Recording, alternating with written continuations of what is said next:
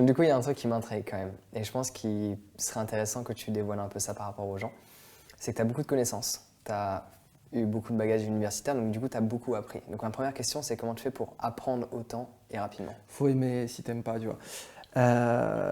C'est un repas, c'est de la gastronomie. C'est comme si tu imagines, quelqu'un arrive, il peut te mettre la liste de tous les repas que tu as fait depuis que tu es gamin.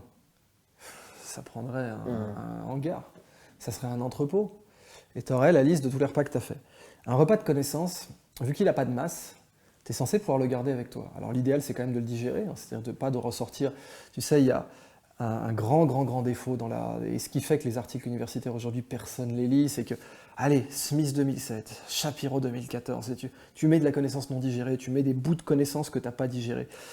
La vraie connaissance humaine, c'est quand tu as du recul dessus, Hmm. que tu l'as fait tienne, que tu n'as plus besoin de citer exactement le bloc de connaissances tel que tu l'as trouvé, puisque tu y rajoutes ta perspective et tu y rajoutes ton expérience. Et ça, c'est la différence entre la connaissance et la compréhension. Mais une fois que tu as digéré de la connaissance, tu peux la garder avec toi. Donc, et c'est ce que disait Idriss Shah, il disait la différence entre la croyance et la connaissance, c'est que la connaissance, c'est quelque chose que tu peux utiliser, alors que la croyance, c'est quelque chose qui t'utilise toi.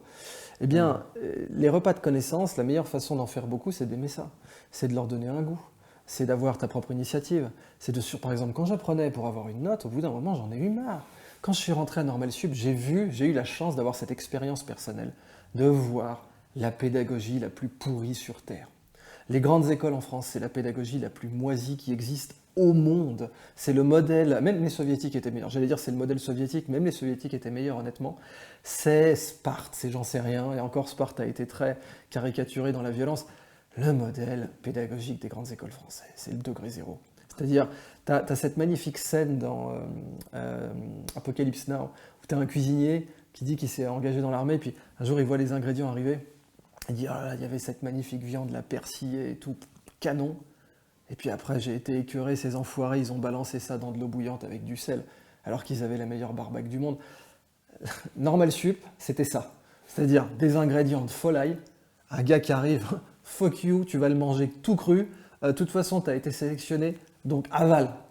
Le degré zéro de la... T'arrives aux États-Unis, c'est normal, vu le prix qu'ils payent. 40 000 dollars par an, je veux dire, c'est la moindre des choses que le chef, il t'ait fait le plat aux petits oignons, quoi. Et c'est ça la différence entre la pédagogie anglo-saxonne et la pédagogie française, enfin, ou son absence.